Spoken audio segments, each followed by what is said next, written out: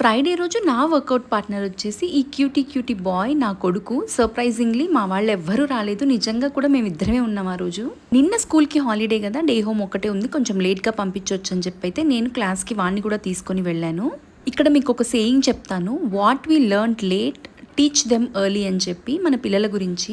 అది ఏ విషయంలో అయినా అవ్వచ్చు. నేనైతే వర్కౌట్ గురించి మాట్లాడుతున్నాను కదా ఇప్పుడు. సో నేనైతే అస్సలు రియలైజ్ అవ్వకుండా చాలా లేట్ చేసి 30sలో ఉన్నప్పుడు హెల్త్ మీద ఫోకస్ పెడుతున్నాను. నిజానికి 20sలో ఉన్నప్పుడు నాకు కాన్షియస్నెస్ ఉండేది, కాకపోతే గ్రాంటెడ్గా తీసుకునేదాన్ని. ఇప్పుడు సీరియస్గా తీసుకుంటున్నాను. కార్తమ్మ విషయంలో అలా అవ్వకూడదని చెప్పి నేను ఫస్ట్ నుండి చాలా ఫోకస్డ్గా ఉండేదాన్ని. అండ్ ఈ చిన్న చిన్న చేంజెస్ కూడా ఇప్పుడిప్పుడే స్టార్ట్ చేశాను. చాలా మందికి ఉండే మిస్కన్సెప్షన్ ఏంటి అంటే it's too early for them, చిన్న పిల్లలు కదా అని చెప్పి. No, nothing is too early. The early they learn, the stronger they become అని నేను బిలీవ్ చేస్తాను. సో అదన్నమాట ముచ్చటి వీడియోకి. ఇంకో మంచి వీడియోతో మళ్ళీ మీ ముందుకు వస్తాను. మీన్ వైల్ మీరైతే సబ్స్క్రైబ్ అండ్ స్టే ట్యూన్డ్.